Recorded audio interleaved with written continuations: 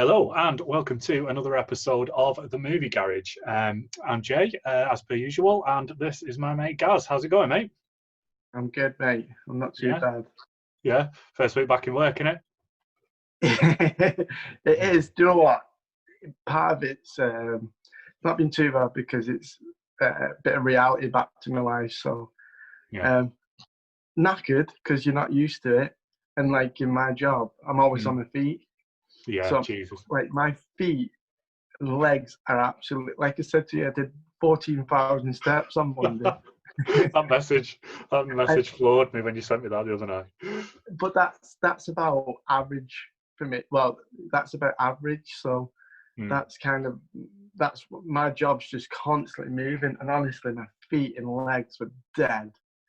Yeah, absolutely dead. So, but it's good to get a bit of reality. To be fair, it's kind of depressing how quick you sink back into the old routines, isn't it, after having so long off? Oh yeah, absolutely. We went in and the DP went got whoever was getting unfurled that day. There was three of us, and he went for 40 minutes telling us about we put arrows this way. You can only go that way. Social distancing. Keep your distance. Basically said, we understand in this job that it's pretty impossible to keep the 2 meter rule. But do it when you can, and all that kind of things. The second you realise when you get back into working, about half an hour in it, you go, nobody actually cares about. No, that's it. No, everybody's just doing the job. That's it. It's just kind of sunk straight back into normal. Everybody's back in their own routine. It's ridiculous, isn't it? Yeah, we had a fire alarm today, and there was like 100 people just rushed to where the fire point is, all underneath, trying to share umbrellas because it was raining. It's like, oh my God. Just everyone kissing. Great. So there's now a spread in Stockport. Yeah, I think I'm about 4 or 5 weeks now, something like that, and it's like I was never off, which is really, really depressing because I was off for a long ass time, and it just doesn't feel like anything. I'm ready for another holiday now. Oh, I bet so. I bet you are. Right, I've enjoyed it up to now getting in, but I do find myself getting to about 2:30 going, so home time yet. Yeah. I'm not having enough home time. Yeah, I would normally be drunk by now. What the fuck am I doing here? I would at least have had a beer by after. Oh yeah, well upsetting. That said, though, I got paid today, and my wages were like nearly double what they have been. Because we've been so busy after we've been back, and my bonus has kicked in, and I wasn't getting a bonus, and I was only getting 80% of my normal wages. It's like I've won the fucking lottery. I've been running around like, hey, let's go. Yeah, exactly. So it's so that's been nice. It's just a shame I have to actually work for it. No one will just give it me. Well, that's the difference. Is I've been getting 100%, being really lucky, really. And well, of course you have, yeah. So you now got furloughed, and then they topped it up, didn't they? Yeah, and now what's going to happen is when I get paid next, I'm getting paid for doing work. I was getting the same shit for me sat home. Oh. Actually, yeah, that is more depressing. Because at least I've got a goal. At least now there's oh yeah, I'm actually getting paid my proper wage again now, rather than just getting paid the same for doing 3 times more work than I would have been. Yeah, it's a weird feeling. Did not even think about that. Ridiculous. Right. Apparently, you want my opinion on something. Yeah. So, right. So, as we're talking about the middle of global pandemic, and we're still in this, and with hundreds and thousands of people losing their jobs, and maybe millions, I don't know, people struggling for money. Like you said, you were on 80%. Like, this does tie into the movie garage, by the way. So, what's your opinion on Robert De Niro's struggle live with 7.5 million this year. But before you get into this, let me just get my cup of tea and a biscuit. Brilliant. You go ahead, Jay. You see, now this really interests me, right? Because his lawyer, he was moaning, wasn't he, that he's going bankrupt because of the global pandemic and not being able to do any work. And then his lawyer said he'd be lucky to make $7.5 million this year, which is just absolutely ridiculous. But I do kind of find it like interesting because, like I was saying before, like I've only been on 80% of my standard wage and had no bonus. That is still more money per month than I've ever been paid in any other job. But I've been really, really struggling because obviously, like, you start living to your means, don't you? And if you're Robert De Niro and your means are like 100 million a year, imagine being cut all the way down to about 7.5. So I kind of see where it's coming from, but it's really shit of him to moan about it. Yeah, consider it, right? It's such a bad, right? Considering his net worth 500 million. That's it, see? And the reason that it's kind of came about is it child maintenance over there? And it's been cut from $143,000 a month to 71,000. Oh my god! Oh my god! It'd take me about 2.5 years to raise his new figure if I didn't spend any of my money. That's just phenomenal, isn't it? It's like you say though, like there are so many people struggling at the minute, like really seriously struggling to have the audacity to complain that you're only getting 7.5 million. Yeah. No matter what your lifestyle's like. I mean, like, just don't buy an house or just sell one of your fucking houses. You've probably got 8. When you've got other actors or even famous people not really pushing, promoting stuff, kind of gone, like, they've been quite sensible about it. Yeah. And then someone goes, well, hold on a minute. The struggle bus is real. Poor old me. I'm one of the biggest actors in Hollywood and I'm only getting $7.5 million this year. Yeah, Phil's a piece of shit. Yeah, I think he might really get shot. He's been in so many gangster movies and he's had so many like hits taken out on him. I don't think he'll like realise that he's probably going to get a few real ones now. Yeah, and it's not like if he's not done recent stuff either, because he's just done The Irishman, hasn't he? Which is been a huge hit. And then he's in about 4 or 5 different adverts as well at the minute, isn't he? He was randomly in the Warburtons advert. Yeah, and he's in an advert for the Nero, the car. I think it's a Nissan or something, and he's in that, dressed up like a fucking hipster. It's really, really odd. I remember, I think it was George Clooney, and someone was giving him shit about doing adverts and stuff like that to make a little bit of extra money, and it was the kind of the same like point that I just put across, that his lifestyle, because obviously he gets millions per movie, but his lifestyle is just like massive and extravagant, and he's flying all over the world and he's got houses everywhere and shit like that. And he was saying that doing these adverts gives him an extra few $1,000s, so he can then go and do like a passion project movie where he'll only be getting like quarter of the money he'd be getting for doing the big blockbusters he was doing. And he was like saying, well, this subsidizes me in the same lifestyle that I could keep, but allows me to do the movies that I actually want to do and not the movies that I have to sign up for to get like the millions, which is kind of like, that's a proper kick in the balls for big blockbuster movies, that, isn't it? Yeah, it is a kick in the balls, but you know, it's the fair way around it, isn't it, really? Yeah. Is this when he was getting all his coffee money? Yeah, I think so. Yeah, I think he did a couple, didn't he, a while ago? But yeah, the big one over here is all his coffee ones, isn't it? But yeah, so he was getting stick for that, and that's what he came back with. And it's kind of like, well, yeah, I can see your point, but it'd be weird, wouldn't it? I think it'd be interesting to see, like, if one of us like won the lottery, or if we got like a ridiculous job that was paying out millions and millions a year, how much we'd change? Would I be sat here and like just surrounded by gold in a throne? And I'd be like this above the camera so I could look down on all you peasants and stuff like that. Instantly overnight, I think I'd do that probably, yeah. I'm not actually sure what I'd actually do though. There'd be dancing girls in the background and all sorts of shit. It'd be fucking horrible. It'd be like, I'd put Dan Bilzerian to shame, and you've seen what he's like on the internet. That'd be pretty hard with all the money he's got though.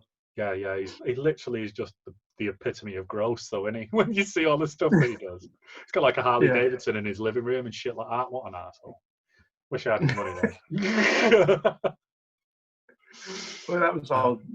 Well, some of that was Dad's money, though, wasn't it? Yeah. And then what does he do? He's like professional poker, isn't he? So he's basically just amazing. Yeah, and then he earned more off playing professional poker, and then it's all endorsements now, isn't it? Yeah. Obviously, just having a big beard and being hench. That's his job now, isn't it? Just having sex with loads of random porn stars. Prick. Anyway, it's a shit life, but it's dead empty. But he's got no real mates. This dude fuck cares. He had his lifestyle, everybody's like, oh, but you've got no real friends, have you? No, good. Fuck him. I don't think he really cares, does he? No, just buy some new ones. These ones start being a bit shit. I'll just buy some new ones. Buy new ones. Absolutely amazing. Aye, right. So, should we get on to a bit of movie news after saying how much of a dickhead De Niro is? Yeah. Cool. So, like most of this that's coming around at the minute is still just all rumours and gossip and things like that.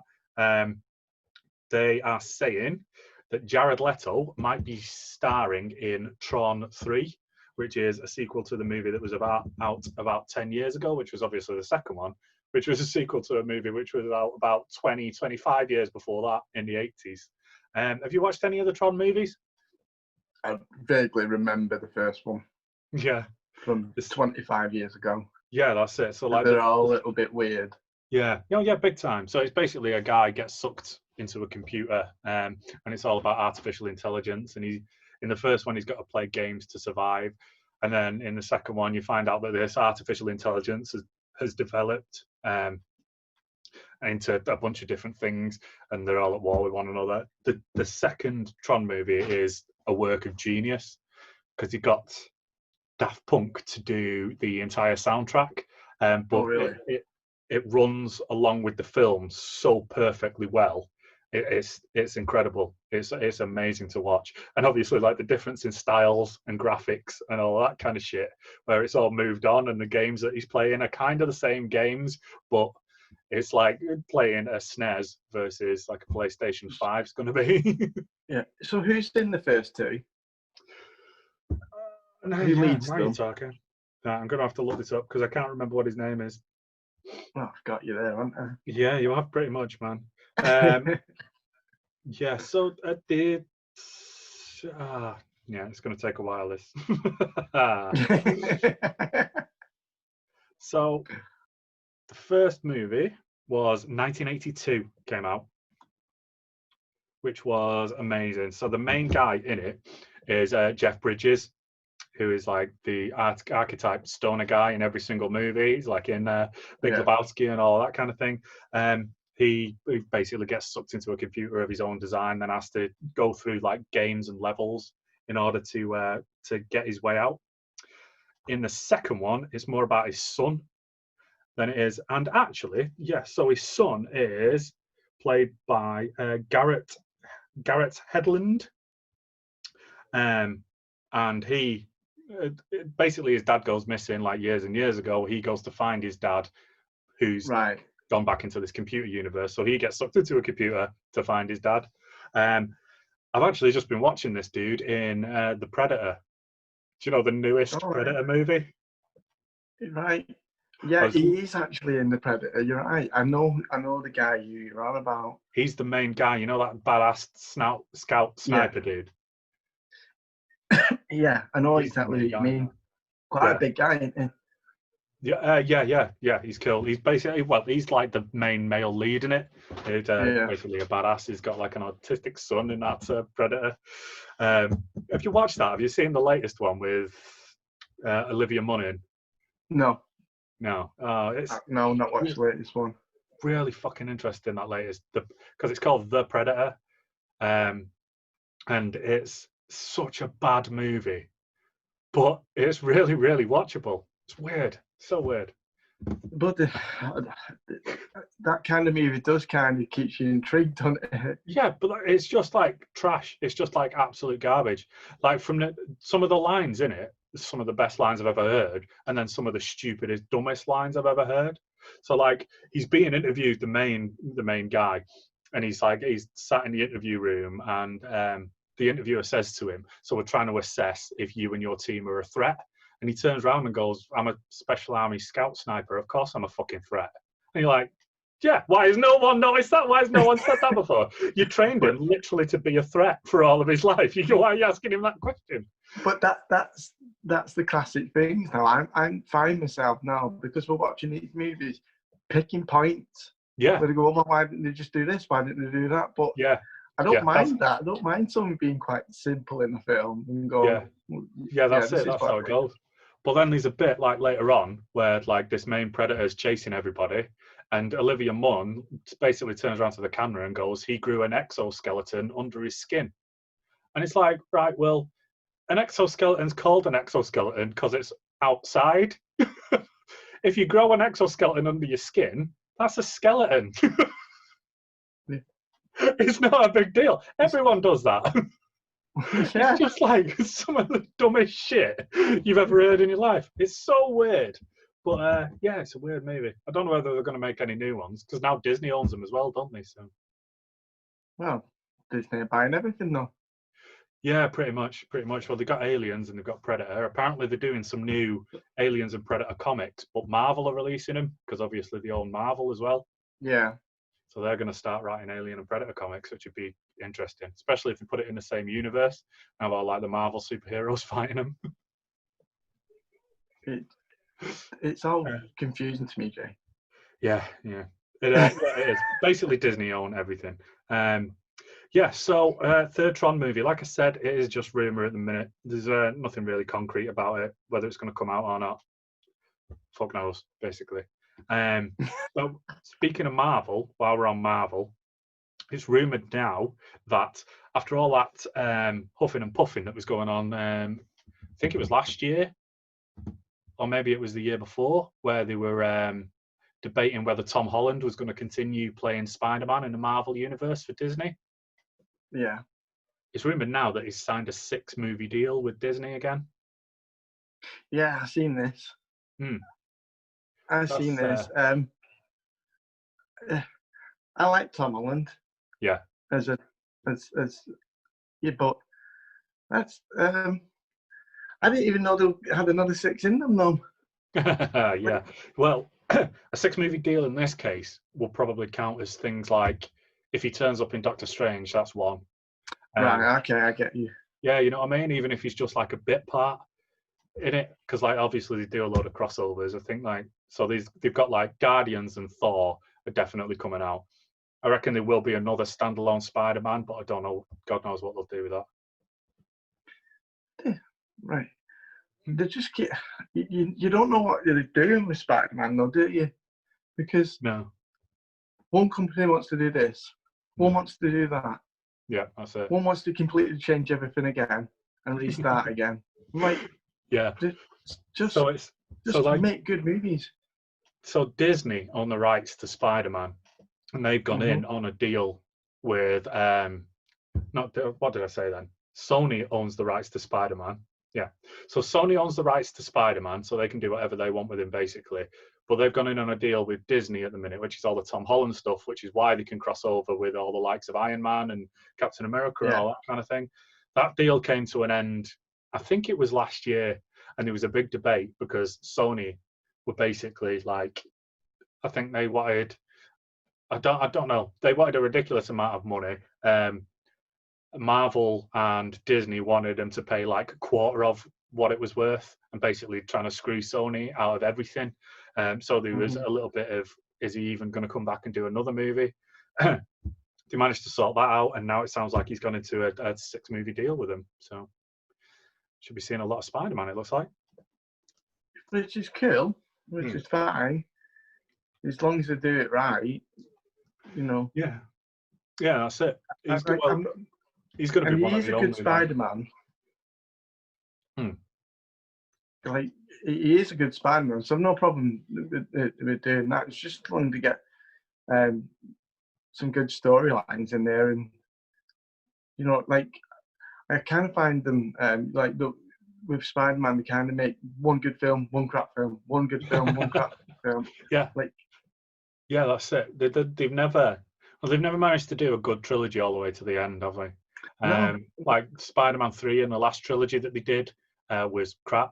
The second Spider-Man in the second trilogy that they tried to do, which is where they stopped it because it basically killed that franchise. I mean, Spider-Man's been in quite a few movies now, hasn't he? And he still seems to be going strong.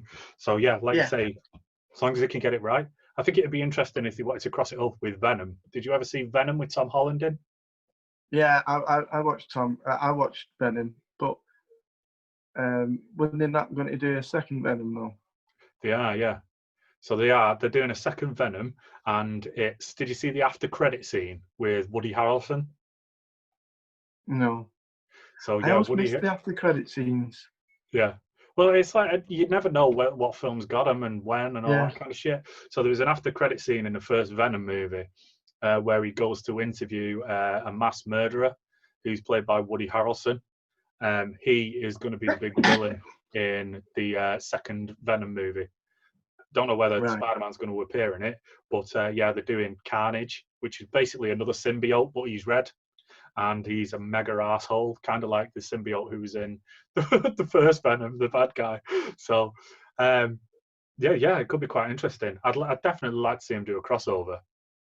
All the Toms in it together, that'd be ace. These crossovers used to happen a lot in the cartoons, though. Yeah.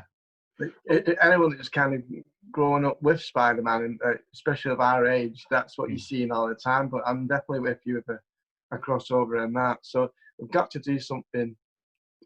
We've got to come up with something with a sixth film, like whatever it's been signed or whatever or not. Is that is a good idea? That covers one. Yeah. So and do you think? So is what's his name? Who played Venom again? Tom Hardy. Tom Hardy. Do you think he'll play Venom? Like, is he rumored to play Venom again?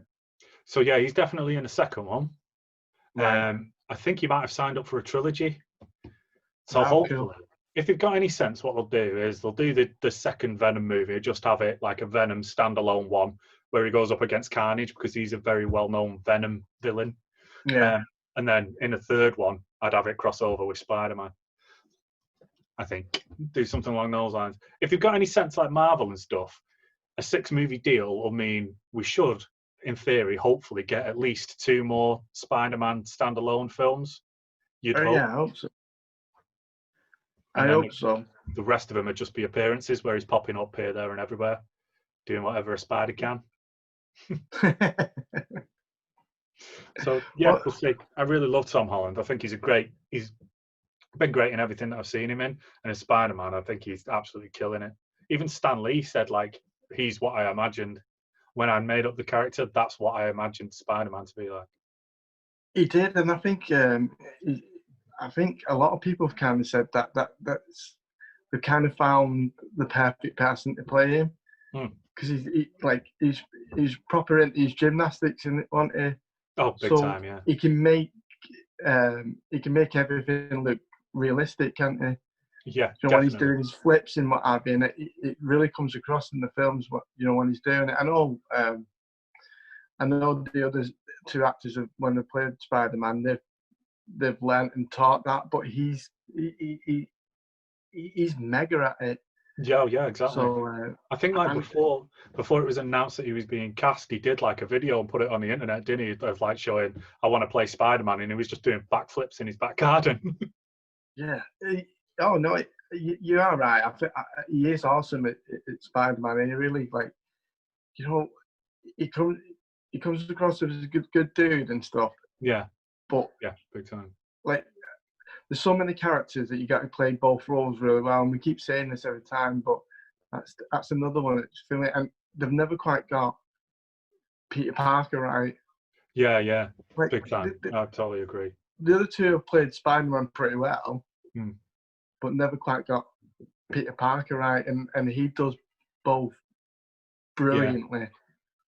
I think it works better because he's younger. Like, because of all like the daft little quips and how really like genuinely awkward he is. I think he's only like mid-20s, isn't he, in real life? But obviously he's playing someone who's a lot younger, and he actually looks that age. Like the other two didn't. The other two just blatantly look like 30-year-olds hanging about high school, which is just a bit of a fucking mess. And then obviously like when he's Spider-Man and stuff, he's doing all the daft, like childish little quips and being sarcastic and stuff like that. And for me, that didn't really work with the other two because they were all a little bit too old to be getting away with saying dumb shit like the stuff that was coming out of the mouth. But like with Tom Holland, because he is playing a younger version of it, I think it stands up a hell of a lot better and seems a little bit more realistic. Well, realistic to the character, still shooting webs out of his fucking arms and stuff, isn't he? So. Yeah. Do you know? Do you know when he's shooting the webs and they obviously create something they can shoot webs? Yeah. Don't they? And I always thought it was out their actual skin. Well, that's it. You see, there's a couple of different things that are like in the canon. In the first one, Tobey Maguire's, it grew into his skin, didn't it? He had like minging, horrible dimple things here. Yeah. that shot out of his skin. Like if he was a realistic spider, it'd be shooting out of his ass, wouldn't it? So you can't really have that. that'd be a whole different Spider-Man movie. But yeah, so like they did that with the first one, and I don't think fans liked it at all because obviously he's supposed to be this big science genius. I think they got it through in other ways in that first trilogy. But like in the second two, where he actually invents his own web shooters and he invents the fluid that makes the actual webbing and stuff. That's right. That's what they wanted a lot more, and they seem to have got it now. So yeah, hopefully he'll carry on for quite a while doing it. I mean, he's going to be like, he's one of them twats who's going to look that young until he's about 40, 50, I think. Yeah, utter baby face on him. Yeah, prick. Yeah. You say that a lot tonight. Yeah, it's just literally slagging off dudes I'm jealous of tonight. So, getting it all out of my system. Who else not alike? Okay, you go. I'll dig at the tea and biscuits again. Yeah, that's it. Yeah, speaking of good-looking bastards I don't like, Jamie Foxx, son of a bitch. So, Project Power. Now, I've only just noticed this, and I'll be honest, I don't 100% know what it is. I think it's a movie, but it might be a series that's coming on Netflix. I watched the advert for it before, and it looks fucking brilliant. I shared some character posters on the Movie Garage Facebook page the other day. Right. And they look absolutely brilliant, but that was the first I'd heard of it. So tonight, about 10, 15 minutes before we actually started recording, I was like, well, I wonder if there's any adverts out. There's a couple. Go and watch them because they are absolutely brilliant. So the premise of this thing, someone's invented a pill that gives you power for 5 minutes, right? And you don't know what your superpower is until you've taken this pill. And the whole like premise of the story is, I think it's Jamie Foxx's daughter is the person who's been experimented on to give him the thing that this pill is made out of. So he's looking for his daughter. Joseph Gordon-Levitt is a police officer in it who takes these pills to fight these bad guys. So when a bad guy takes a pill and goes like all superpowered for 5 minutes, Joseph Gordon-Levitt takes one and then fights them. This is an excellent idea. It just looks insane. Right, I've never heard of this before, but this is an absolutely excellent idea. But what happens if you take this pill and you go, I can fly? So you fly and forget about the timings, and you can be high. That's it, exactly. I really do 5 minutes of power is over. I really do hope that they put something like that in it. I would do it if I was writing that. I'd do it like 20 times. Like there's a bit in the advert where a guy robs a bank but goes invisible, so his power is obviously invisibility. But imagine like the running joke with that is always like you have to be naked to be invisible, don't you? So imagine if you 5 minutes ran out, you're like in the middle of a park. Yeah, there is a running joke. You have to be naked to do that, but because your clothes don't go invisible. Exactly, you see, because your clothes aren't by you. You're right. Yeah, you have to really think about these before you take the pill. Yeah, that's it. That's it. But like, you don't get to choose what your power is. It just like comes out of you. It's like, I don't know what decides it. Nothing like that's in the advert. They just literally say in the advert, you don't know what your power is until you've taken the pill, and it looks mega. I'm well into that. Yeah. What a great idea. What a great, and they can have so much fun with that. Yep. Tell me about it. I'm proper into that. I'm not sure if it's a series or if it's a movie. With Jamie Foxx being in it, I'm tempted to say that it's a movie for definite. I think it's out something around August 14th, 15th, so like the second week in August. So it ain't long to wait for that either, which is really, really good. Yeah. Like I say, I'm just surprised I've not heard of it yet. No, like I said, I've not. When you mentioned this before, and I thought, not a clue. And like you said, you think with very limited stuff being pushed, it'd be all over the place, especially with Jamie Foxx in it. But yeah, well, that's what caught my eye basically, because Jamie Foxx is incredible in it, and these character posters that they put out with like really, really simple. It's basically just like a guy holding a pill in front of a blurred out character, and then it just says Project Power underneath it, and that's it. I had no idea what it was or anything until I googled it before, and it turns out it looks mega.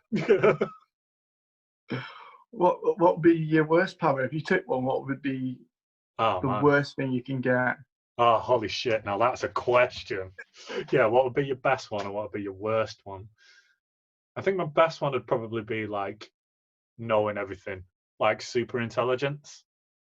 My first one is, like, I think my worst one would be like massive hands. Yeah, your hands just grow like 6 foot each.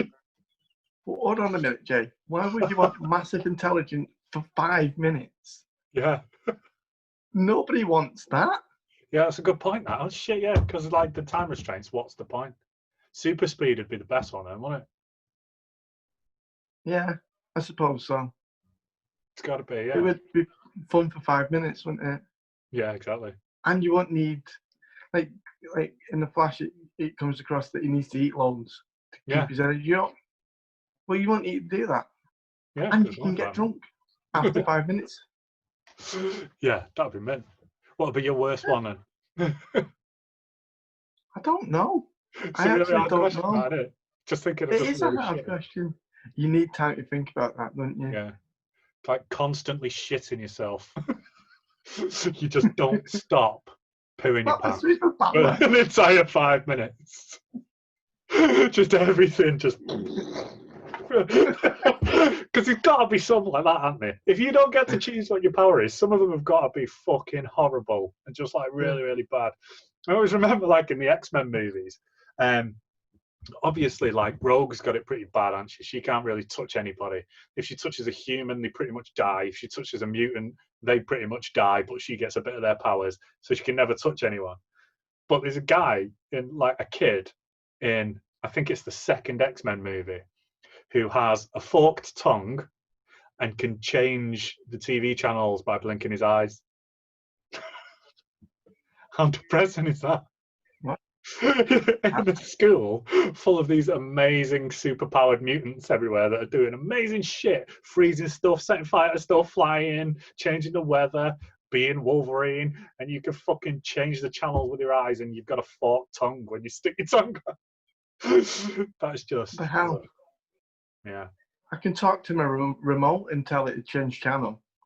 Yeah, exactly. That's it. He's basically a new remote. If you cut a bit of a slit into the top of your remote, he's basically a Sky remote now. In the 90s, we had watches that can turn over the TV. Yeah. Yeah, they were good fun, especially when your teacher was trying to make you watch a video. That's really bad power. Yeah, that. You might be able to do really other like cool shit, but you only see it in the actual movie that he sat. Actually, right, the reason that you see he can change the channels with his eyes is because I think Wolverine walks in on him at like 1 a.m. and he says, "Shouldn't you be asleep?" And he goes, "I don't sleep."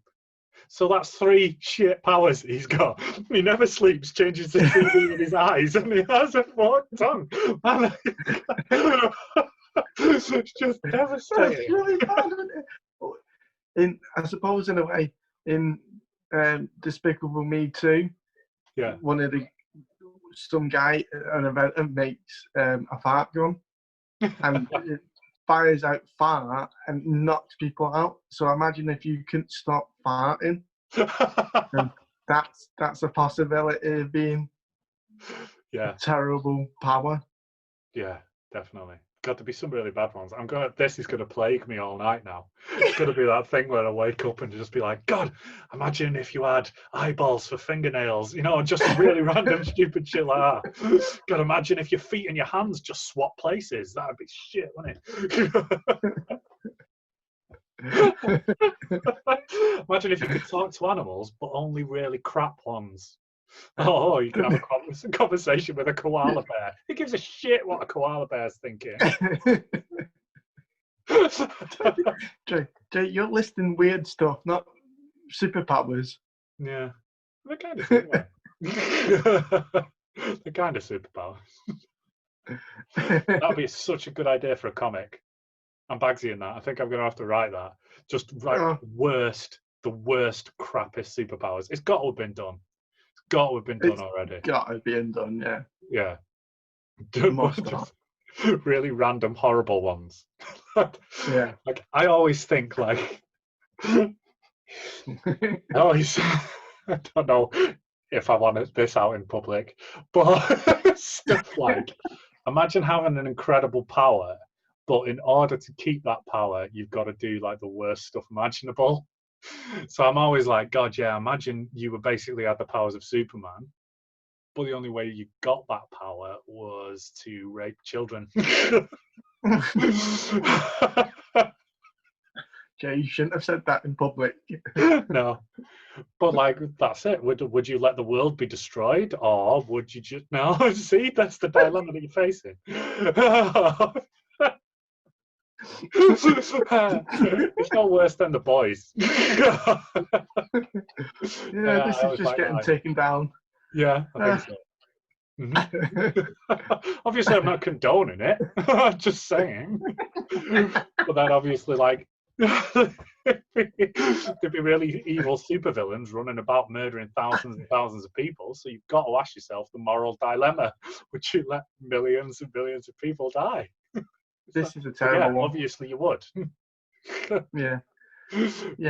I think we move on from this. Yeah, I think we should. I've spoiled it. Oh, sorry, dude. This is Jay speaking, by the way. Gary's just been silently listening.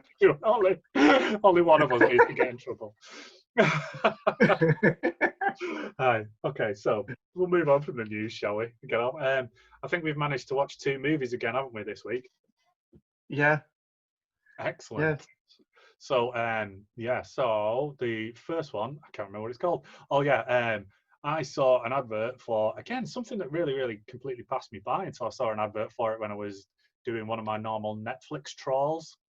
I managed to find, because me and you were always talking about how much we love ads, aren't we? And I will just sit there and watch them on Netflix. Yeah.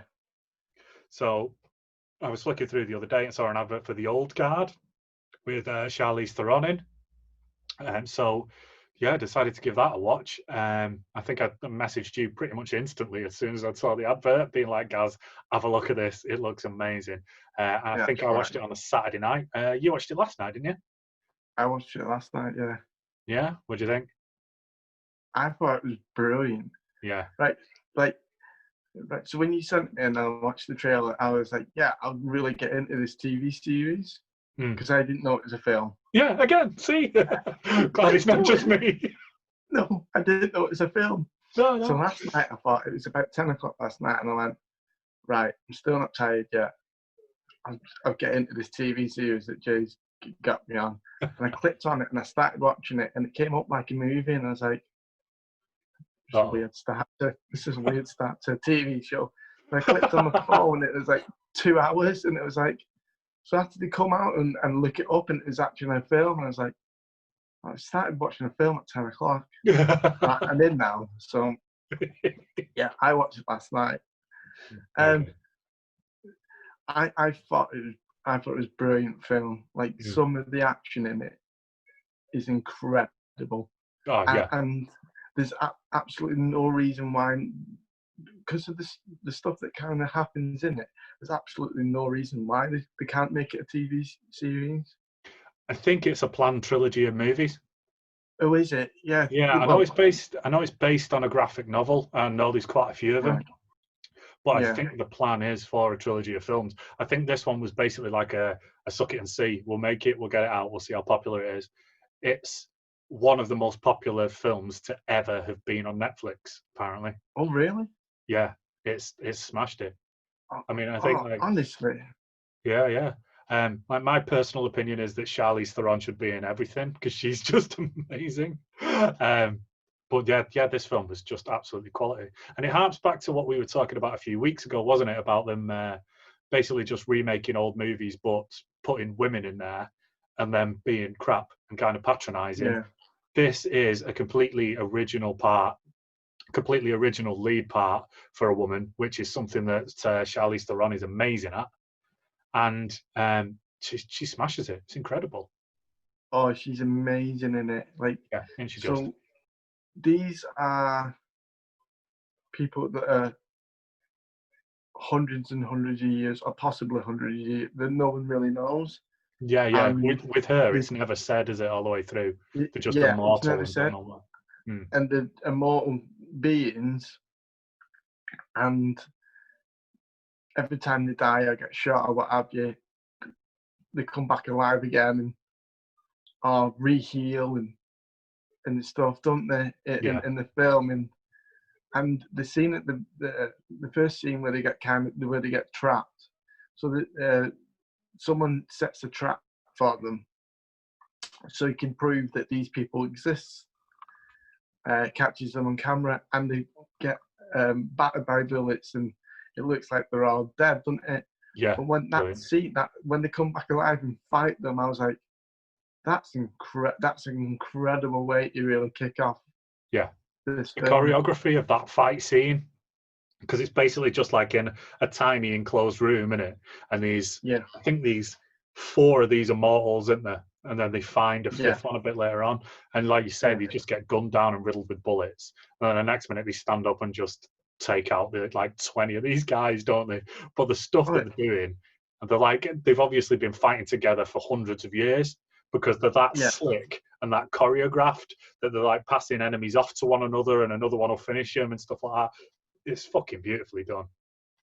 Yeah, because like they said, they've learned different fighting styles over the years, haven't they? Because I think the lead, she's been in that long. Like at one point, the guy says she's forgot more than what people know. You know how to actual fight. So over years, and she's utterly brilliant, like proper Matrix type. Yeah, definitely. Fighting, isn't it? Yeah, definitely. It's incredible. But yeah, so Charlize Theron plays the oldest one, doesn't she? And this guy who sets them up has been tracking them for quite a while, and I think he works for like the CIA or something, doesn't he? But it turns out that he is actually working with a scientist who obviously wants to get the key to this immortality that they have, and to share it with everyone, but at a cost. So he's basically using them to try and make millions into this dude who is just a piece of shit. He was. I didn't like the dude who played him either, though. oh, he's a weird looking fucker, isn't he? Like, I couldn't. Me and Fran were watching it, and we were trying to figure out where we knew him from. Yeah. It turns out he's Harry Potter's cousin in the Harry Potter film. Oh, really? Yeah, I think his name's Dudley Dursley, and he's the guy who bullies Harry Potter when he's at home. And it's that same actor. And his face is too small for his head. It's weird. Yeah, I didn't like him in it, and I didn't like his actual role. I thought I think it was one of the things that kind of let the movie down was him. Yeah. The idea of the scientist wanting to make money is great. Yeah. But something didn't fit right with him. Yeah. And the way he was played, I think I found it weird and cheap. It was quite odd, wasn't it? Because you're right, and you couldn't quite figure out what he was. So it was like, because he's relatively young, isn't he? But it's so like it wasn't really figured out 100% what he was. Was he just like a billionaire backer because he had like a woman doctor working for him who did all the experiments on them? Yeah, possibly a billion, possibly something like that. Yeah, and they'd like, or was he like a genius who was trying to develop all this stuff? And it wasn't really made clear what he was. He was just a prick. Yeah. So yeah, that was kind of like a bit of a letdown. There was a couple of points where you could, like, and that you could have, like, with that role and a couple other little bits that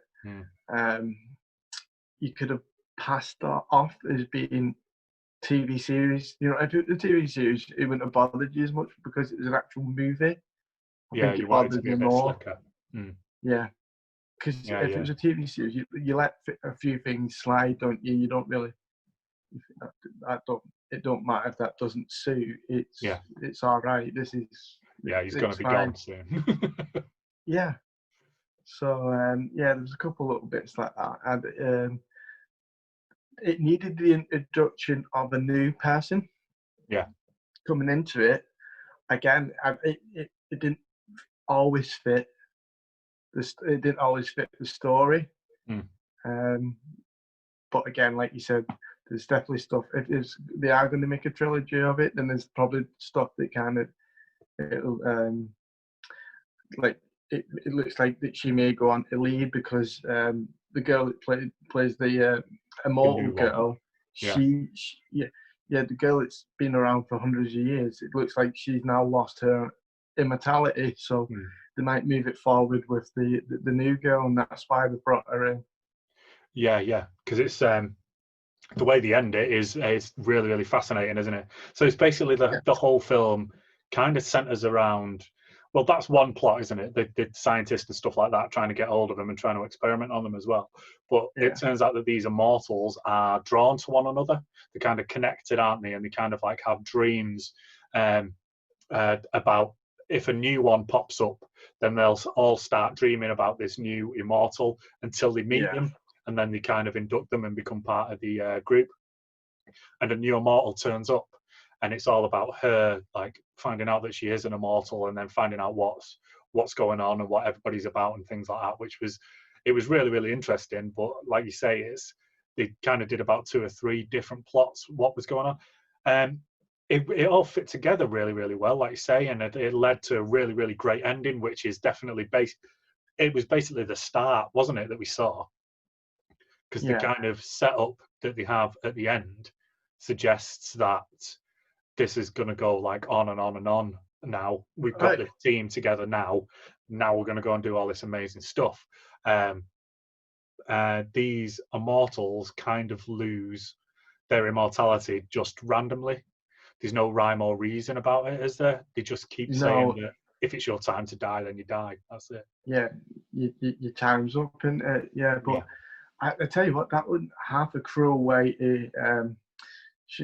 to what they did with the immortal's friend when they. My God! Honestly, I was like, that's bad. If you're going to keep coming back to life, I couldn't think of anything worse to be trapped inside a metal coffin at the bottom of the sea. Because I thought they were going to burn her. Yeah, and just that's it, wasn't it? So two of them. Charlize Theron's character has like it wasn't very clear whether it was like a missus or not, or whether it was just like a one of her best friends. But they both of them get caught and they get tried as witches, don't they? So they try hanging them. Obviously, it doesn't work because they're immortal.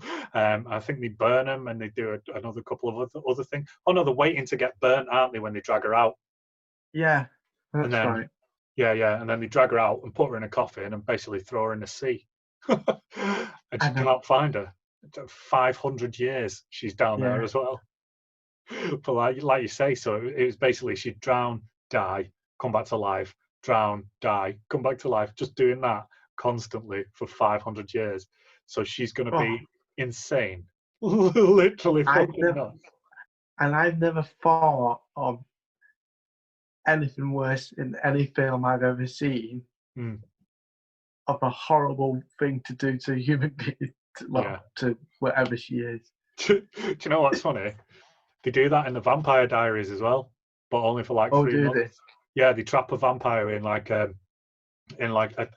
metal safe and then throw him in a lake, and he's in exactly the same position. So he basically drowns, comes back to life, drowns, comes back to life, and he's stuck down there for like 3 months. And it's all about like he's insane when he comes back up. Nuts.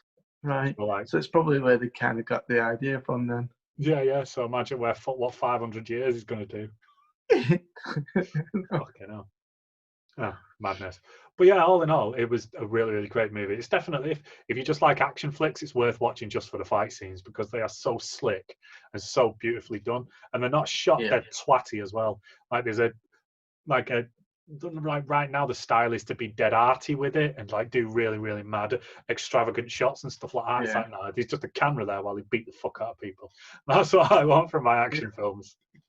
It gave you all that, didn't it? It was really. I was really impressed with the fighting scenes. Yeah, definitely. I liked all the characters as well, like all the other immortals and stuff, because there's a gay couple in it, isn't there, who've been together for like thousands of years, and there's some like really funny bits involving them because they say like they met during the Crusades. So one of them was an English knight, and the other one was a Muslim. So they basically just spent years just killing each other over and over again because they hated each other and then ended up falling in love, which I thought was brilliant. And then there's a bit with the pair of them where they've got the two of them handcuffed in the back of that van with all the real hard macho, like Marines or something. And he's talking about how much he loves him. And then the pair of them lean over and start kissing, and all four of these Marines jump on them at the same time. And then the next minute they open the door, and they're just all fucking dead where they fucked them up. And the two immortals are just sat there chilling. It was a proper cool part of the movie, that actually. I thought those bits were really nice. It's good to not like have them treated like an actual couple as well, rather than it being a bit patronising. Like, oh, I need this sweet. Like, no. Just a normal couple who like killing people and live forever, which I thought was really good. Right, so marks out of 10 for the old guard. Marks out of 5, Gazza. What have you got? See, I'm going to give it a 3.5. Ooh, yeah, fair right. Play. If it was a TV series, I would give it more. Yeah, and that's it felt like an end of TV series finale. Right, yeah. And I would have given it more, but because it was a film, I'm giving it a 3.5. I definitely agree with that. Yeah, because like I was saying, it feels like just the start of something. So if they don't go on to make more now, then that'd be just dead disappointing. Because a couple of things that they tee up to go on to the next one would be brilliant. So like you say, it felt very much like a season finale. Yeah. I reckon I'm going to go the same. I'm going to go 3.5 because I loved it. I thought it was an absolutely incredible movie. But the trouble is, now I just want more. I want background stories too. More back, like where have they come from and how. Yep. So there is so much scope to do so much with this universe, and if they'd have done a series, it'd have been amazing. But like right now, if Netflix have got any sense and they own the right to everything, they'll be recasting it and doing a prequel series. So they'll be doing like how they all met as a TV series. That's what you'd do if you had any. So you'd have these movies carrying on with where they are now, and then like jump back in time with younger versions of them or something like that. Yeah. Mind you couldn't really do that, could you, if they're immortal? because he'd always look the same. Just pay Charlize Theron millions to be in every single one with the same cast. But yeah, that would be brilliant. So that's 3.5 each for the old guard. So that's quite interesting. A big old 7. Ace. So now we're on to the movie of the week, which Gary chose for us last time. Which one was it, Gaz, that you picked for us there? Uncut Gems. Yeah, did you watch it? I watched it. Yeah? What did you think? I thought it was a good film. Did you? No, I did. I actually thought it was a good film. I'm not going to get into the ending yet because, I thought it was a good film with a brilliant ending. Yeah. But I like Adam Sandler in it. So he kind of plays a jeweler, a bit of a rogue jeweler. Yeah, that's it. Who owes plenty of people money. And he's a bit of a wheeler dealer, isn't he? Always trying to wheel and deal, making money and try to pay off his debts, but he's doing it in weird way. Like he goes and pawns people's jewelry that they've lent him, and that like straight away, pay off. Literally as soon as he put it in his hand. And he's a bit of a struggler because he's obviously got a gambling habit that's got him into this debt, obviously, and he's constantly gambling his money, and he's always got people chasing him, and you kind of want him to win. He's got that, like, nothing goes right for him, and you kind of want him to win. About him. Now, at first, it took me a while because they're all talking over each other. Fuck me. Are they? But after a bit, I kind of got used to it and of how the film works. There wasn't much that actually goes on, though, was it? It was quite simple. No, that's it. It was. It took me 4 different goes to watch this film. Oh my god, he is just a fucking garbage person all the way through it. He's like the thing for me is, like you said, I really love Adam Sandler, Adam Sandler, and I really just did not like him at all in this movie. And I think that's I don't know whether that was kind of the point he was going for, but he is just. I really don't like characters that he played like that, who are just awful garbage people who do horrible shit all the time. And then it doesn't really, actually, it wasn't as bad as I thought it was going to be, because like most of the time characters like that will really think that the world owes them something. But he was literally just trying the whole time, wasn't he? But he was trying in really shitty, horrible ways, and then kept like wondering why it was going wrong. It's like, well, try not being a dickhead. Because exactly. And I was like, because like you said, if he wasn't being a dick, and if he wasn't betting this money away, once he got hold of a win, and then he throw it away on a bet, and you go, oh, stop! Like it was like when I said before, you wanted him to win. It was a frustrating wanting to win. Yeah, just so he'd shut up. It wasn't because he liked it. Get the people off your back. And crack on. And then it was quite interesting that so there's a group of people after him for like $100,000 or something like that. Yeah. And there was an actual brilliant part of the movie. It was he went his ex-wife's family's house. I didn't understand the setup with him and his wife and kids. What I think was going on there was him and his wife have separated because he was cheating on his missus with that fit piece who worked for him.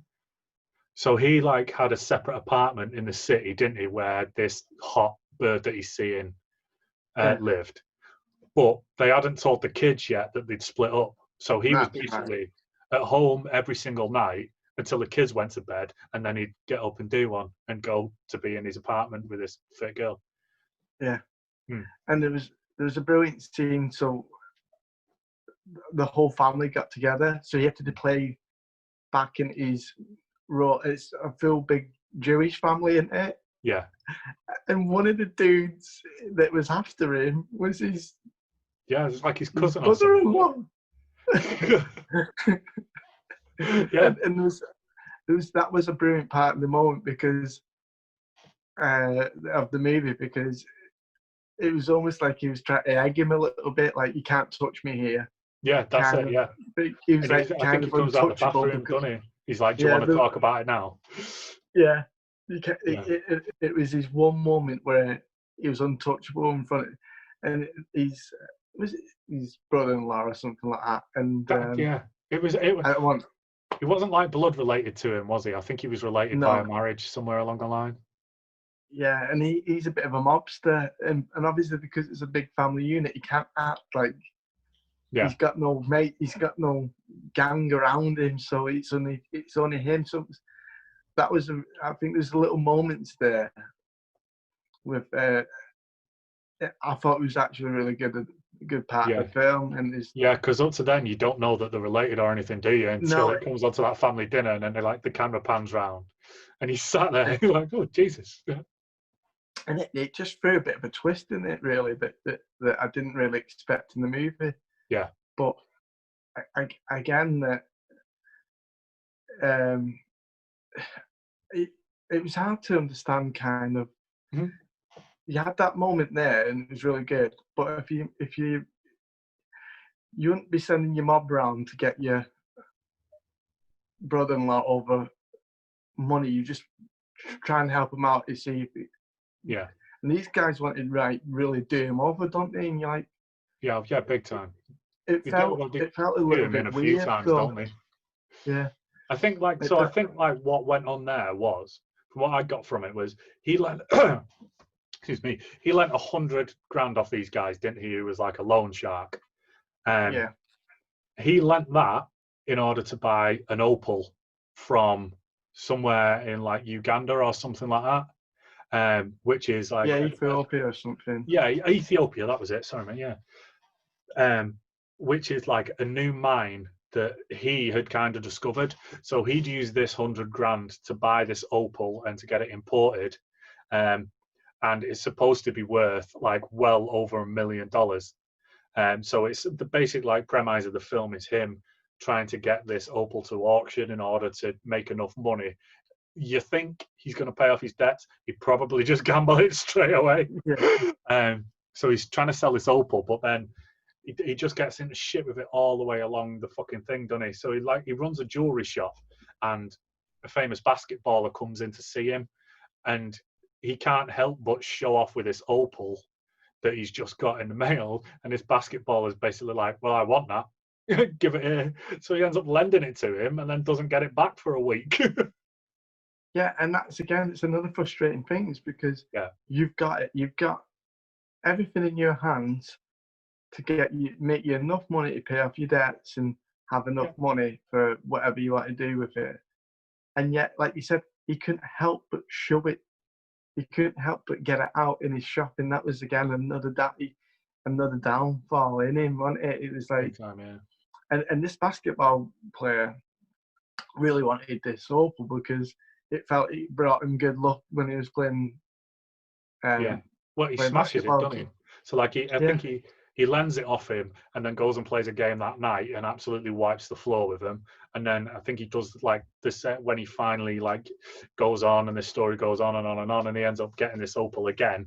He goes out again at that night and then smashes it again, which is like all the culmination of the film and what happens at the end, isn't it?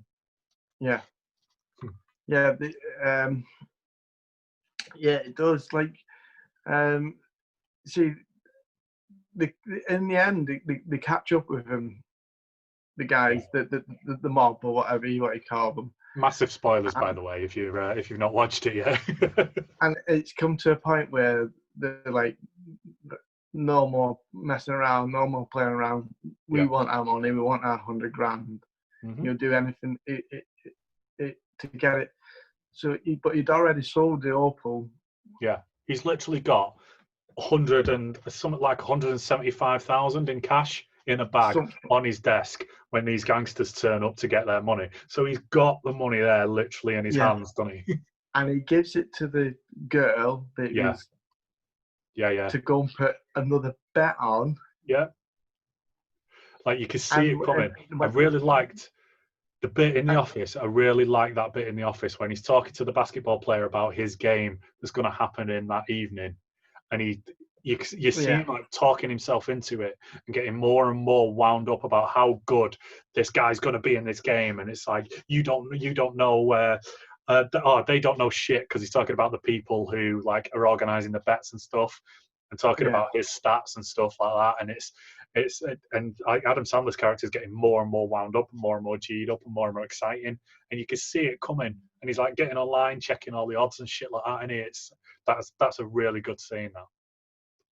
Yeah, I think throughout there is some good scenes in it, but I did love. So they've caught up with him. He's sent his money off. Yeah. With this girl, she's gone off to put the bet on.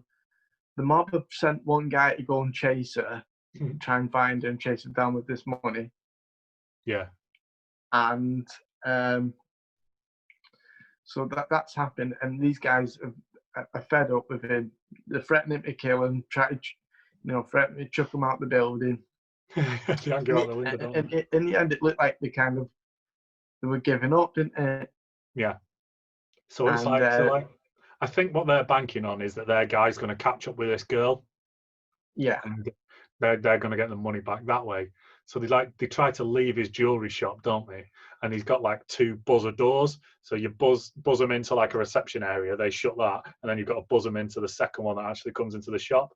So he ends up getting them stuck in that little foyer bit when they're trying to leave, don't they? So he doesn't buzz them out to the outside and doesn't buzz them back into the shop. So they're basically just like in a big fish tank in the corner of the shop, aren't they? Yeah. And they're in there for the whole entire of this bet, because the bet's the whole game, isn't it? Yeah. I think it's like 3 different things that he bets on, doesn't he? I think he bets that he'll win the tip-off. He bets on how many baskets the minimum amount of baskets he'll get. Then he bets that the team will win. So it's a culmination bet that'll be like $1.5 million if it pays out. Yeah, and there was 26 points to the bet though. Yeah. So he needed every point of 26 different bits to happen. Jesus. And basically says, this is going to happen. This is actually happening. So these guys are stuck for a long period of time in this thing. You can see that the sweating in there because it's obviously warm. And stuff actually starts to happen in the bet, don't it?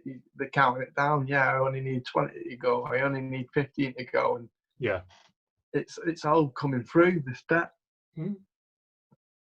And then the elation when he actually wins the bet, he's going nuts because he's gone, I told you I'd do it. There's like over $1 million.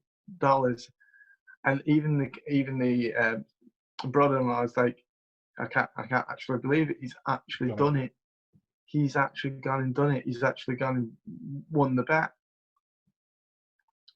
Now, I was shocked when he decides to open the door. What happens next? Yeah, because I literally went, "Holy, is that?" It was a moment where I went, "Is that actually just happened?" Because, like you said, spoilers here. So one of the mobsters, who's the more angry of all of them, just walks in and shoots him straight in the head. Yeah. So even when you think he's won right at the end, he still loses. He dies. And it's like, oh, did that actually just happen? But he doesn't fuck about either, does he? It's a proper shock moment. He literally just walks out, gun up, bang, straight away. Like no mess.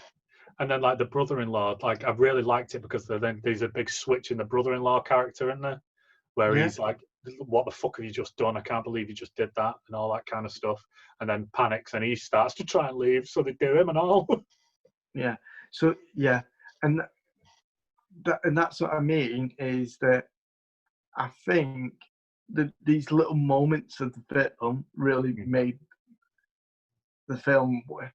As much as you think some of it kind of just dragged on, or they were all talking over each other, or what have you, there was moments of brilliance in it, because that final scene, that whole bet, and then the shock of him getting killed I actually thought was actually brilliant. Yeah, it did seem for me like very much that they came up with the ending first, and then we're like, right, well, how do we get here? Yeah.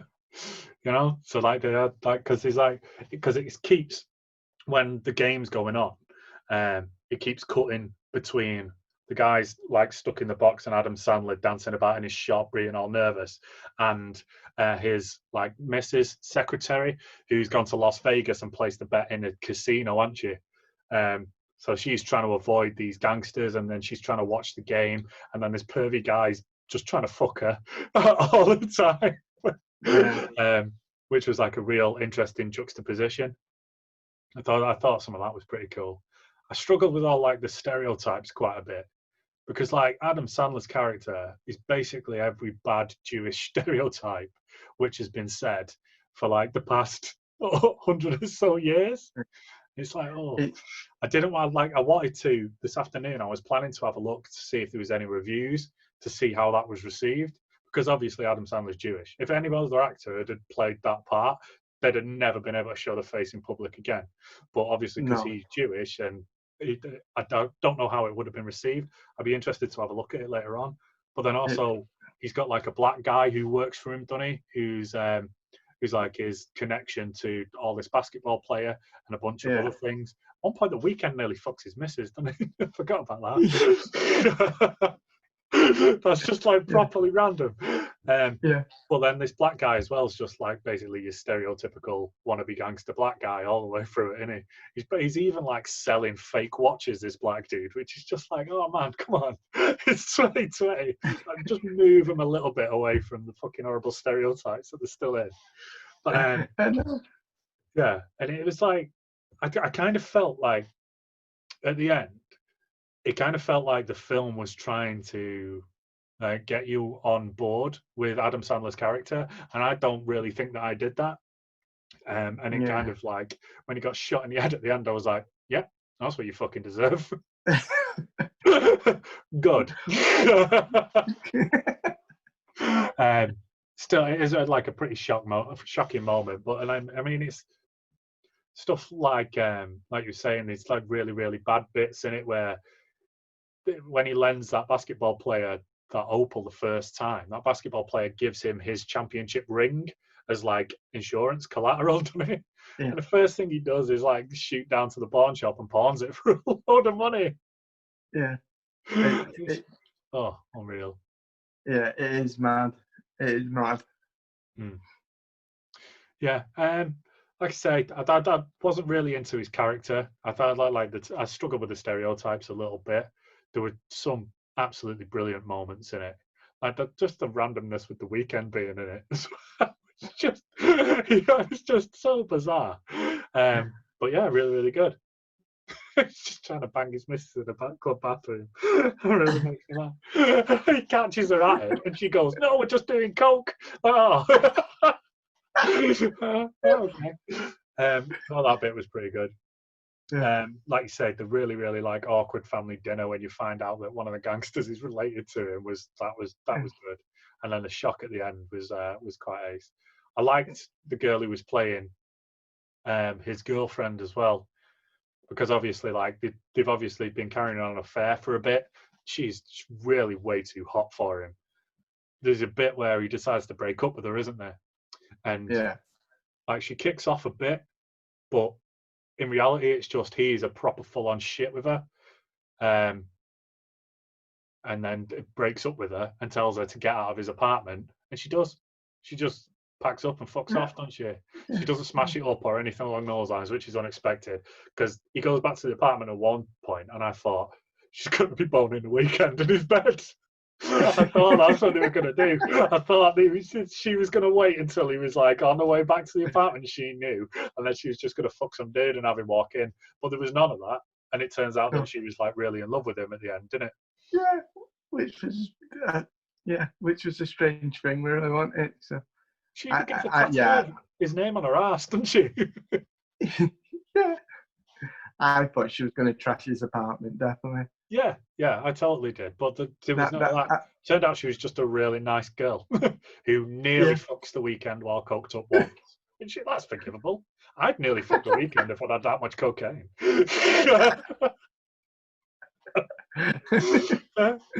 You never know. But yeah, I'm not really massively into films that are just about garbage people, and that's kind of what it was. Yeah, it was all right. I wish he'd have done a comedy of it. Yeah, I thought it might have got you a little bit, this one. Yeah, it was an interesting one, definitely. So what do you reckon scores out of 5? 3. Yeah, I'm gonna go 2. So talking over people constantly, and that weird fucking soundtrack that it had on constantly in the background. I started watching it. I started watching it on my phone in my car. So obviously it's coming through the car speakers, and that can make the sound like a little bit weird depending on like where it decides to shoot it. So sometimes like the music sounds really, really loud. So I was like, oh, it's probably just that. Probably just that that's making the music sound weird. And then I got home and put like the other half of it on the telly at home. I was like, nope, it's just that the music's weird. Yeah, it was. Yeah, no, I agree that it kind of annoyed me too.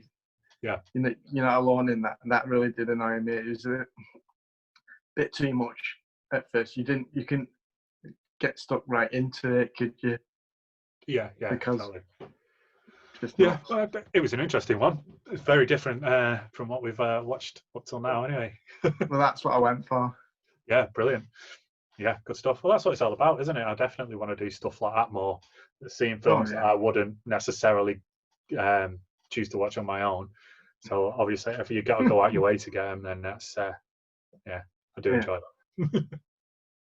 Hi, so I think that about wraps us up for this week, matey. Movie of the week for next week. It has just come on to Amazon Prime, and it is Rambo: Last Blood. Have you seen this one already? No. Cool. I think this is the 5th Rambo movie, and obviously it's the most recent one. The other ones range from the sublime to the ridiculous to the depressing. So it's going to be interesting to see which way this one goes. Right. So yeah, that's Rambo: Last Blood. It's just come on Amazon Prime now, like I say. I've seen one Rambo. I don't know which one it is, so please don't make me watch all the Rambos. No, I won't, mate. No. It's like I say, some of them are a struggle. I think there's been 3. I think there's been 4. Right. And this is the 5th one, I think. Yeah. And there's rumors to be a 6. Yeah. Yeah, cool. So that's it. Other than that, thanks for watching. Give us a subscribe on YouTube, on Facebook, or you can get the podcast from wherever you get your podcast from. Thanks very much, and we shall see you next week. See you soon, Gaza. See you soon, Jay. See you soon, everyone. Mm-hmm.